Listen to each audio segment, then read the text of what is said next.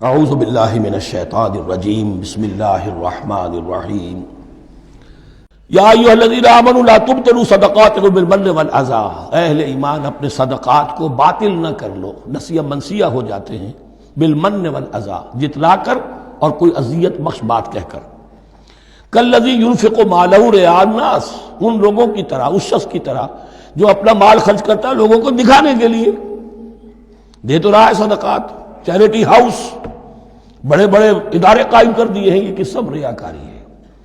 کوئی سرکار دربار میں رسائی کے لیے فاؤنڈیشنز بنے ہوئے، کچھ اپنے وہ ٹیکس بچانے کے لیے، کچھ اور اپنی ناموری، کیونکہ پھر الیکشن بھی لڑنا ہے۔ یہ سارے کام جو ہوتے ہیں اللہ جانتا ہے کس کی کیا نیت ہے۔ لا تبطلوا صدقاتکم بالمن والاذی کالذی ينفق مالہ رئاء الناس ولا یؤمن باللہ والیوم الآخر، جو ریاکاری کر رہا ہے وہ حقیقت میں ایمان نہیں رکھتا اللہ پر اور یوم آخر پر۔ یہ ریا اور یہ ایمان ایک دوسرے کی ضد ہے، جیسا کہ حدیث بار بار سنا چکا ہوں، من صلی یرائی فقد اشرک ومن صام یرائی فقد اشرک ومن تصدق یرائی فقد اشرک۔ جس نے دکھاوے کے لیے نماز پڑھی اس نے شرک کیا، جس نے دکھاوے کے لیے روزہ رکھا اس نے شرک کیا، جس نے دکھانے کے لیے لوگوں کو صدقہ خیرات دیا اس نے شرک کیا۔ ولا یؤمن باللہ والیوم الآخر فمثلہ کمثل صفوان علیہ تراب فاصابہ وابل فترکہ صلدا، تو اس کی مثال اس چٹان کی سی ہے، اس پر کچھ تھوڑا سا غبار، کچھ ریت جم گئی تھی، تو اگر کسی چٹان کے اوپر کچھ تھوڑی سی تہ آ گئی ہو مٹی کی، وہاں آپ نے کوئی بیج ڈال دیے، کوئی فصل بھی ہو گئی۔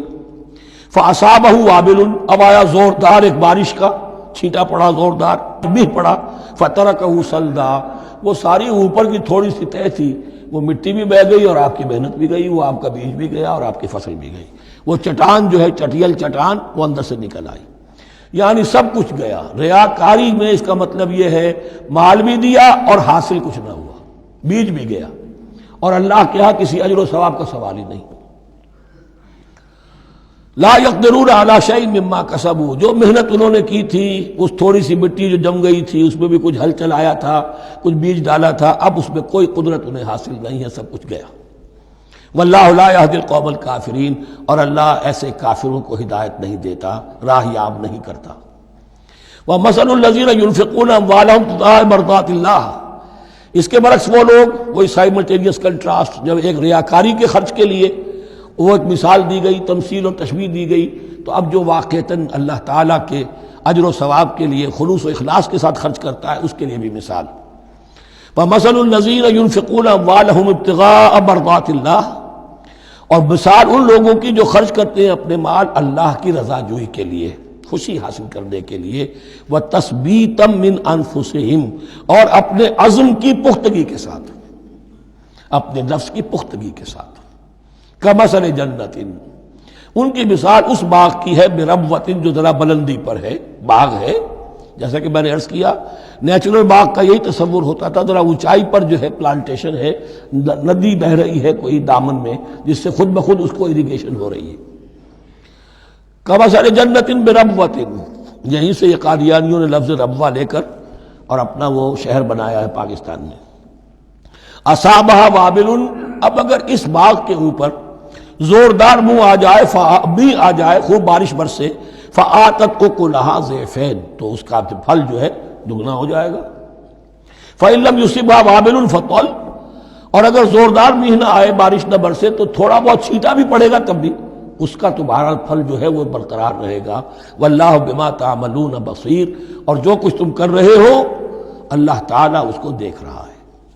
دروں بینی کرتے رہا کرو کہ تم یہ مال جو خرچ کر رہے ہو واقعتاً خلوص دل کے ساتھ، اخلاص نیت کے ساتھ اللہ ہی کے لیے کر رہے ہو، کہیں اس میں کوئی اور جذبہ، کہیں تمہارا غیر شعوری طور پر کوئی جذبہ شامل نہ ہو جائے، تو انٹراسپیکشن ہو، اپنے غریبانوں میں جھانکتے رہو۔ ایود احدکم ان تکون لہ جنۃ من نخیل واعناب تجری من تحتہا الانہار، کیا تم میں سے کوئی شخص پسند کرے گا کہ اس کا ایک باغ ہو اور کھجور کا درخت ہو اس میں، اور انگور کی بیلیں بھی ہوں، اور اس کے دامن میں ندیاں بہتی ہوں، نیچرل اریگیشن بھی ہے، کھجور کے درخت بھی ہیں، اور بیلوں کی ٹٹیاں لگی ہوئی ہیں انگوروں کی، اور انگوروں کی بیلیں ہیں۔ لہو فیہا من کل الثمرات، اس کے لیے اس باغ میں ہر طرح کا میوہ ہے. فاصابہ الکبر، اب اس پر بڑھاپا بھی طاری ہو گیا ہے. وَلَهُ ذُرِّيَّةٌ ضُعَفَاء، اور اس کی اولاد ہے ابھی چھوٹی عمر کی، کم سن ہے، کمزور ہے. فاصابہ اعصار، کہ اچانک اس باغ کے اوپر ایک ایسا بگولا، ایک ایسی آندھی آئی جس میں آگ ہے. فیہ نارن، کوئی ایسا آگ بھری آندھی آئی. فاصابہ اعصار فیہ نار فاحترقت، پورا کا پورا باغ جل کر جلس کر رہ گیا. کذالک یبین اللہ لکم الآیات لعلکم تتفکرون، اس طرح اللہ تعالیٰ تمہارے لیے اپنی آیات کو واضح کرتا ہے تاکہ تم تفکر کرو. یعنی ایک انسان نے ساری عمر سمجھا ہے کہ بڑی میرے نیکی کمائی ہے، میں نے یہ کیا ہے، میں نے فاؤنڈیشن بنایا، میں نے مدرسہ قائم کر دیا، میں نے یتیم خانہ بنا دیا. لیکن یہ کہ اچانک کسی وقت مانو آنکھ کھلے گی، جب آنکھ کھلی گل کی تو موسم تھا خزاں کا، معلوم ہوگا یہ تو کچھ بھی نہیں تھا. یہ تو گویا کہ ایک بگولا آیا سب کو جلا گیا، اس لیے کہ اس میں اخلاص تھا ہی نہیں. اس میں نیت جو ہے اس میں کھوٹ تھا، اس میں ریاکاری تھی، اس میں لوگوں کو دکھانا مقصود تھا. پھر حال وہی ہوگا جس طرح کہ وہ بوڑھا اب کفے افسوس مل رہا، اب کیا کرے، بوڑھا ہو چکا ہے، دوبارہ تو باغ لگا نہیں سکتا. لہذا جب وہ موت آ جائے گی تو گویا کہ اب اس کے لیے موقع نہیں ہے کہ دوبارہ کوئی کام اور کر سکے. یا ایھا الذین آمنوا انفقوا من طیبات ما کسبتم ومما اخرجنا لکم من الارض، اے ایمان والو خرچ کرو، اللہ کے لیے دینا ہے، اللہ کے دین کے لیے دینا ہے، اللہ کے نام پر دینا ہے. من طیبات ما کسبتم، جو چیز تم نے کمائی ہے اس کی اچھی چیز، پاکیزہ چیز، بہتر چیز. وَمِمَّا أَخْرَجْنَا لَكُم مِّنَ الْأَرْضِ، اور جو کچھ ہم نے نکالا تمہارے لیے زمین سے. اب زمین سے ظاہر بات ہے جو بھی نباتات آ رہی ہے، چاہے وہ کوئی چراہ گاہ ہے تو اس کے اندر سے جو ہے وہ بھی ہریاول ہے تو اللہ نے پیدا کی ہے. کھیت کے اندر آپ نے محنت کی ہے، ہل چلایا ہے، بیج ڈالے ہیں، لیکن یہ کہ فصل کا اگانا تو آپ کے کام ہاتھ نہیں ہے، تو اللہ کے ہاتھ میں ہے. تو جو کچھ ہم نے نکالا ہے تمہارے لیے، وَمِمَّا أَخْرَجْنَا لَكُم مِّنَ الْأَرْضِ وَلَا تَيَمَّمُوا الْخَبِيثَ مِنْهُ، اور اس میں سے ردی مال کا ارادہ نہ کرو. تنفقون، کہ اسے خرچ کر دو. زکوٰۃ دینی ہے، عشر دینا ہے، تو جو ردی چیزیں ہیں، اب بھیڑوں بکریوں کا غلہ ہے، ان میں سے اتنی بکریاں نکالنی ہیں، اتنی بھیڑیں ہیں، تو اب جو ذرا کمزور ہیں، لاغر ہیں، بیمار ہیں، نقص والی ہیں، گنتی پوری کرنی ہے نا.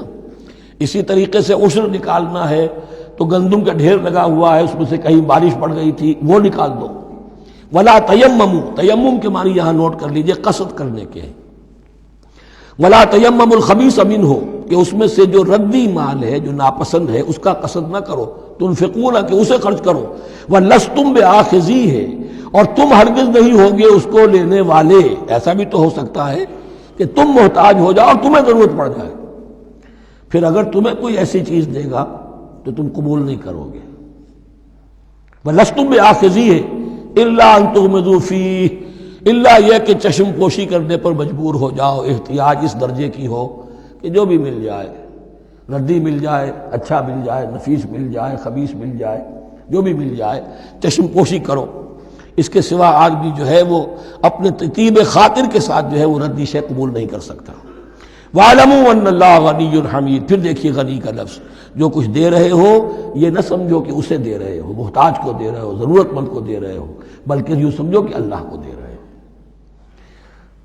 وَاعْلَمُوا أَنَّ اللَّهَ غَنِيٌّ حَمِيدٌ، جان لو کہ اللہ تعالیٰ غنی ہے اور حمید ہے. حمید یعنی اپنی ذات میں خود محمود. ایک کسی شے کی اچھائی یا حسن یا کمال ایسا ہوتا ہے جسے ظاہر کیا جائے، دیکھو بھائی اس میں یہ خوبصورتی ہے، اور ایک وہ خوبصورتی ہوتی ہے جو از خود ظاہر ہے. حاجت مشاطہ نیست صورت دل آرام را. تو اللہ تعالیٰ اتنا ستودہ صفات ہے، اتنا محمود ہے اپنی ذات میں کہ وہ خود بخود محمود ہے، اسے کسی حمد کی حاجت نہیں ہے، از خود محمود ہے.